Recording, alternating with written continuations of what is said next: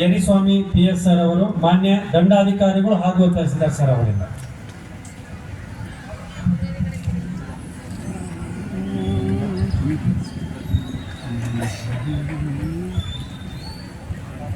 ಎಲ್ರಿಗೂ ನಮಸ್ಕಾರ. ಇವತ್ತು ಭಾರತ ಸರ್ಕಾರದ ನಿರ್ದೇಶನದಂತೆ ನಾವೆಲ್ಲ ಭಾರತೀಯರು ಒಗ್ಗೂಡಿ ನಮ್ಮನ್ನೇ ನಾವು ಸಮರ್ಪಿಸಿಕೊಂಡಂತಹ ಸಂವಿಧಾನ ದಿನಾಚರಣೆಯ ಅಂಗವಾಗಿ ಬೆಳಗ್ಗೆಯಿಂದ ಈವರೆಗೂ ಸಹ ವಿಜೃಂಭಣೆಯಿಂದ ಜಾಗೃತ ಜಾಥಾವನ್ನು ಕೈಗೊಳ್ಳೋದ್ರ ಜೊತೆಗೆ ವೇದಿಕೆ ಕಾರ್ಯಕ್ರಮವನ್ನು ಸಹ ನಾವು ಆಯೋಜನೆ ಮಾಡುವುದರ ಮೂಲಕ ಸಾರ್ವಜನಿಕರಲ್ಲಿ ಸಂವಿಧಾನ ಮತ್ತು ಪ್ರಜಾಪ್ರಭುತ್ವ ವ್ಯವಸ್ಥೆಗಳ ಬಗ್ಗೆ ಅರಿವು ಮತ್ತು ಜಾಗೃತಿ ಮೂಡಿಸುವಂತಹ ವಿಶೇಷ ಕಾರ್ಯಕ್ರಮವನ್ನು ಆಯೋಜನೆ ಮಾಡಲಾಗಿದೆ.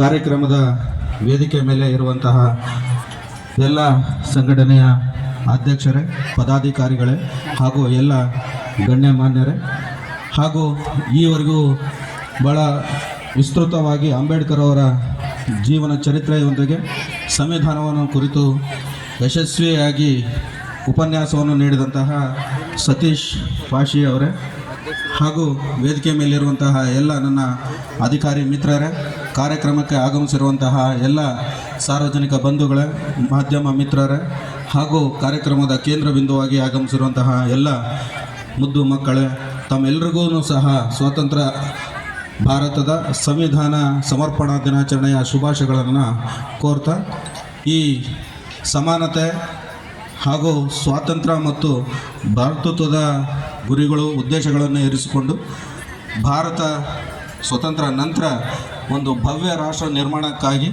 ಒಂದು ಸಂವಿಧಾನ ರಚನೆಯನ್ನು ಮಾಡಿ ಆ ಸಂವಿಧಾನವನ್ನು ನಾವು ಇವತ್ತು ಸಮರ್ಪಣೆಯನ್ನು ಮಾಡಿಕೊಂಡಂತಹ ದಿನವಾಗಿ ನಾವು ರಾಷ್ಟ್ರಾದ್ಯಂತ ಇವತ್ತು ನಾವು ಸಂವಿಧಾನ ದಿನವನ್ನಾಗಿ ಆಚರಣೆಯನ್ನು ಮಾಡ್ತಾ ಇದ್ದೇವೆ.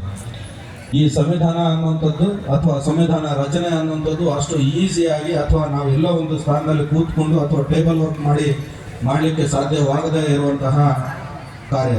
ಅದರಲ್ಲಿ ಭಾರತ ಸ್ವತಂತ್ರ ಆದ ನಂತರ ಸಾಕಷ್ಟು ವಿಷಯಗಳು ನಮ್ಮ ದೇಶಕ್ಕೆ ಬೇಕಾಗಿರುವಂಥದ್ದು, ನಮ್ಮ ದೇಶದ ಪ್ರತಿಯೊಬ್ಬ ನಾಗರಿಕನಿಗೂ ಸಹ ಸಮಾನತೆಯನ್ನು ಹಾಗೂ ಸ್ವಾತಂತ್ರ್ಯವನ್ನು ಮತ್ತು ಭ್ರಾತೃತ್ವ ಮನೋಭಾವನೆಗಳನ್ನು ಬೆಳೆಸುವಂತಹ ಅಪಾರವಾದಂತಹ ಒಂದು ಕಾನೂನು ವ್ಯವಸ್ಥೆಯನ್ನು ರಚನೆ ಮಾಡಬೇಕು ಅನ್ನುವಂಥ ಹಿನ್ನೆಲೆಯಲ್ಲಿ ಸಾಕಷ್ಟು ಸಮಿತಿಗಳನ್ನು ರಚನೆ ಆಗ್ತದೆ, ಸಂವಿಧಾನ ಸಮಿತಿ ರಚನೆ ಆಗ್ತದೆ. ಅದಕ್ಕೆ ಕರಡು ಸಂವಿಧಾನ ರಚನಾ ಸಮಿತಿಯನ್ನು ರಚನೆ ಮಾಡಲಾಗ್ತದೆ.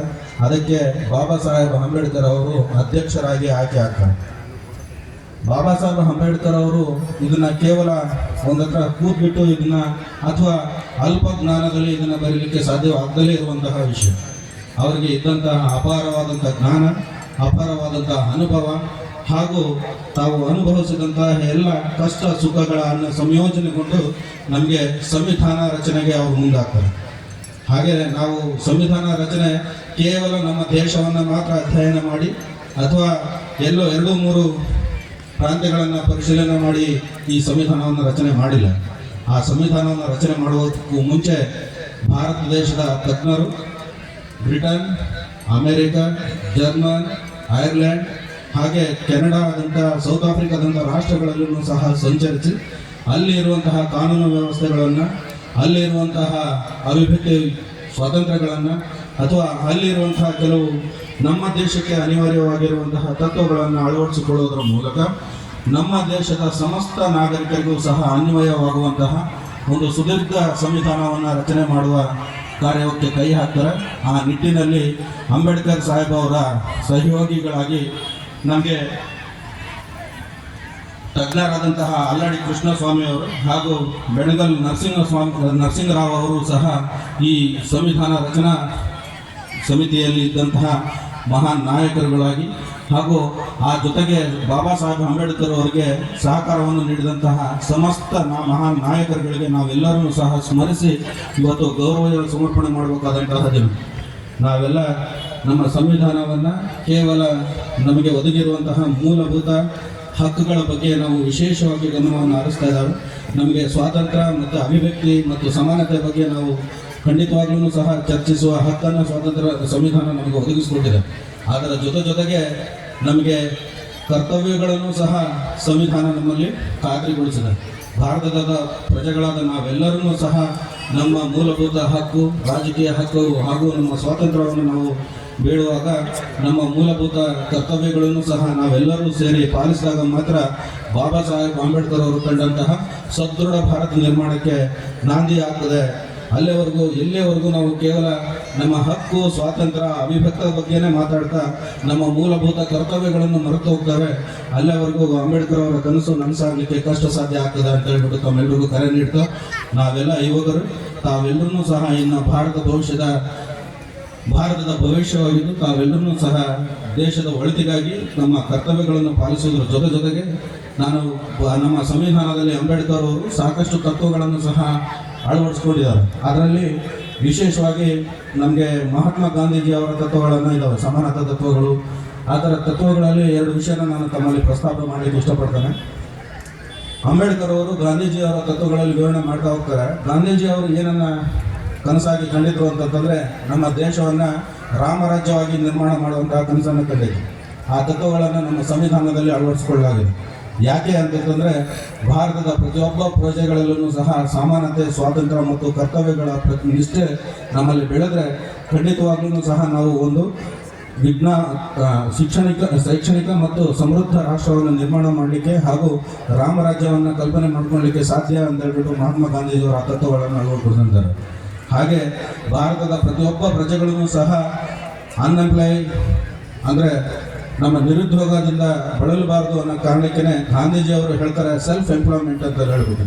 ಆ ತತ್ವಗಳನ್ನು ಸಹ ನಮ್ಮ ಸಂವಿಧಾನದಲ್ಲಿ ಅಳವಡಿಸಿಕೊಳ್ಳಲಾಗಿದೆ. ನಾವೆಲ್ಲರೂ ಕೇವಲ ಸರ್ಕಾರಿ ಹುದ್ದೆ ಅಥವಾ ಯಾರೋ ಕರೆದು ನಮಗೆ ಹುದ್ದೆ ಕೊಡಲಿ ಅಂತ ನಾವು ವೆಯ್ಟ್ ಮಾಡಿದ್ರೆ ನಮ್ಮಲ್ಲಿ ನಾವೇ ನಮ್ಮ ವ್ಯಕ್ತಿತ್ವ ಮತ್ತು ನಮ್ಮ ಶಕ್ತಿಯಿಂದಲೇ ನಾವು ನಮ್ಮ ಉದ್ಯೋಗಗಳನ್ನು ಹುಡುಕಿಕೊಳ್ಳುವಂಥದ್ದು, ನಮ್ಮ ಜ್ಞಾನಕ್ಕೆ ತಕ್ಕಂತಹ ಸೆಲ್ಫ್ ಎಂಪ್ಲಾಯ್ಮೆಂಟ್ ಯಾರ ಮೇಲೂ ಸಹ ನಾವು ಅವಲಂಬಿತರಾಗದೆ ನಮ್ಮ ಜೀವನವನ್ನು ನಾವೇ ನಡೆಸುವಷ್ಟು ಸಮರ್ಥರಾಗಿ ದುಡಿಯುವಷ್ಟು ನಮ್ಮ ಸೆಲ್ಫ್ ಎಂಪ್ಲಾಯ್ಮೆಂಟನ್ನು ನಾವೇ ರೂಪಿಸಿಕೊಳ್ಳುವಂತಹದ್ದು. ಹಾಗೆ ನಮಗೆ ಇಚ್ಛೆ ಇರುವಂತಹ ಶಿಕ್ಷಣವನ್ನು ಪಡೆಯುವಂತಹ ಶೈಕ್ಷಣಿಕ ಹಕ್ಕನ್ನು ಸಹ ಇದರಲ್ಲಿ ಸ್ಥಾಪಿಸೋದ್ರ ಮೂಲಕ ಗಾಂಧೀಜಿಯವರ ತತ್ವಗಳನ್ನು ಅಳವಡಿಸಿ ನಮ್ಮ ಭಾರತೀಯ ಪ್ರಜೆಗಳಿಗೆ ಒದಗಿಸಿಕೊಡಿದ್ದಾರೆ. ಸೊ ಆ ನಿಟ್ಟಿನಲ್ಲಿ ಎಲ್ಲ ಯುವಕರಲ್ಲಿ ನಾನು ವಿನಂತಿಸೋದೇನಂತಂದರೆ, ಈ ಶುಭ ದಿನದ ಅಂಗವಾಗಿ ನಾವೆಲ್ಲರೂ ಸಹ ಕೇವಲ ಹೀಗೇನೆ ಬದುಕಬೇಕು ಅನ್ನೋದಕ್ಕಿಂತ ವಿಶೇಷವಾಗಿ ನಮ್ಮಲ್ಲಿರುವ ಜ್ಞಾನ ಮತ್ತು ನಮ್ಮಲ್ಲಿರುವಂತಹ ಶೈಕ್ಷಣಿಕ ಶಕ್ತಿಯನ್ನು ಬಳಸಿಕೊಂಡು ನಾವೇ ನಮ್ಮ ಸ್ವ ಇಚ್ಛೆಯಿಂದ ಹಾಗೂ ನಮ್ಮ ಸ್ವಂತ ಕಾಲ ಮೇಲೆ ನಾವೇ ನಿಲ್ಲುವಷ್ಟು ಸಮರ್ಥರಾಗಿ ನಾವು ಬೆಳೆದ್ರೆ ಖಂಡಿತವಾಗ್ಲೂ ಸಹ ನಿರುದ್ಯೋಗ ಸಮಸ್ಯೆಯನ್ನು ಬಗೆಹರಿಸ್ಕೊಳ್ಬೋದು ಅಂತ ಹೇಳ್ಬಿಟ್ಟು ನಮ್ಮೆಲ್ಲರಿಗೂ ಕರೆ ನೀಡ್ತಾ, ನಮ್ಮ ಸಂವಿಧಾನ ಎಲ್ಲ ಕಾನೂನುಗಳಿಗಿಂತಲೂ ಸಹ ದೊಡ್ಡದಾದ ಒಂದು ಕಾನೂನು ವ್ಯವಸ್ಥೆ. ಅಂದರೆ ನಮ್ಮನ್ನು ಆಳಬೇಕಾದಂತಹ ಸರ್ಕಾರವೂ ಸಹ ಯಾವ ರೀತಿ ಕಾನೂನುಗಳನ್ನು ರಚನೆ ಮಾಡಬೇಕು, ಆ ಕಾನೂನುಗಳು ಹೇಗಿರಬೇಕು ಅನ್ನೋದಕ್ಕೆ ಒಂದು ವ್ಯವಸ್ಥೆಯನ್ನು ಹಾಗೂ ಒಂದು ಚೌಕಟ್ಟನ್ನು ಕೊಟ್ಟಿರುವಂಥದ್ದೇ ನಮ್ಮ ಸಂವಿಧಾನ. ಇದು ನಮ್ಮ ಸಂವಿಧಾನದ ವಿಶೇಷ. ಹಾಗೆ ನಮ್ಮಲ್ಲಿ ಏನು ಸರ್ಕಾರಗಳಿದ್ದಾವೆ ಆ ಸರ್ಕಾರಗಳಿಗೆ ಕಾರ್ಯಾಂಗ, ನ್ಯಾಯಾಂಗ ಮತ್ತು ಶಾಸಕಾಂಗಗಳನ್ನು ಒದಗಿಸಿಕೊಡೋದ್ರ ಜೊತೆಗೆ ಅವುಗಳಿಗೆ ಇರುವಂತಹ ಜವಾಬ್ದಾರಿ, ಅವುಗಳ ಅಧಿಕಾರ ವ್ಯಾಪ್ತಿಯನ್ನು ಸಹ ನಿರ್ದಿಷ್ಟಪಡಿಸಿದೆ. ಯಾವುದೇ ಅಂಗ ಆಗಲಿ, ಯಾವುದೇ ಸರ್ಕಾರದಲ್ಲಿ ಪ್ರಜಾಪ್ರಭುತ್ವ ವ್ಯವಸ್ಥೆಯಲ್ಲಿ ಅದು ಸಂವಿಧಾನವನ್ನು ಮೀರಿರಬಾರ್ದು ಅನ್ನುವಂತಹ ಒಂದು ಜವಾಬ್ದಾರಿ ಹಾಗೂ ಚೌಕಟ್ಟನ್ನು ನಿರ್ಮಾಣ ಮಾಡುವುದರ ಮೂಲಕ ಪ್ರತಿಯೊಬ್ಬ ಪ್ರಜೆಗಳಿಗೆ ಸ್ವತಂತ್ರವಾಗಿ ಹಾಗೂ ಮುಕ್ತವಾಗಿ ಜೀವಿಸುವಂತಹ ಹಾಗೂ ಕಾನೂನುಬದ್ಧ ಜೀವನವನ್ನು ನಡೆಸಲಿಕ್ಕೆ ಅವಕಾಶವನ್ನು ಕಲ್ಪಿಸಿಕೊಡೋದು. ಹಾಗೆ ನಮ್ಮ ಸಂವಿಧಾನದ ವಿಶೇಷತೆಗಳನ್ನು ನಾವು ನೋಡ್ತಾ ಹೋದರೆ ಪ್ರಪಂಚಕ್ಕೆ ಮಾದರಿಯಾದಂತಹ ಅತಿ ದೊಡ್ಡ ಲಿಖಿತ ಸಂವಿಧಾನ ಅಂತ ಹೇಳ್ಬಿಟ್ಟು ಹೇಳ್ಕೊಳ್ಳಿಕ್ಕೆ ನಮಗೆ ಹೆಮ್ಮೆ ಅನ್ನಿಸ್ತದೆ.